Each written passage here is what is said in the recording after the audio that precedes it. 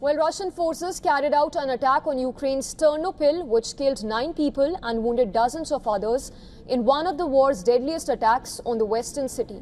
The Ukrainian president has said that Russia used more than 470 drones and 48 missiles in the latest attacks by the Russian forces.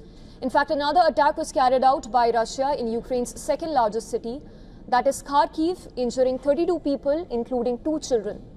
Russian strikes on Kharkiv forced dozens of residents to flee their houses. The back-to-back attacks on Ukraine come in the backdrop of Ukrainian President Volodymyr Zelensky's visit to Turkey, and that is in an attempt to push for negotiations on ending the war with Russia, which began nearly 4 years ago. The visit comes after the Kremlin confirmed on Tuesday that Russia would not be sending any representatives for the talks.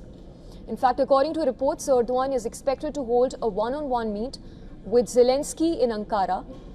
Also, a senior Turkish official said that US Special Envoy Steve Witkoff, who was earlier expected to visit Turkey, will not be visiting the country to negotiate in ceasefire talks.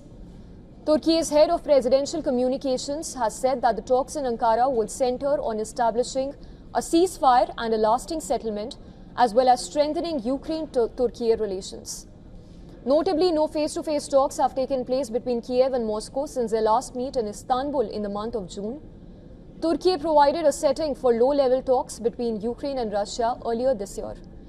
Now, while there is only significant progress in Istanbul, it was the exchange of prisoners of war, US-led international peace efforts have also brought no breakthrough as of yet.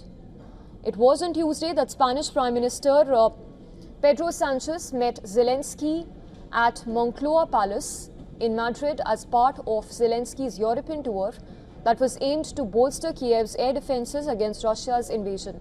The Spanish Prime Minister said that the country will mobilize a new package for aid worth $946 million. Sanchez also reiterated Spain's support for using frozen Russian assets in Europe, and that is for reconstruction of the country.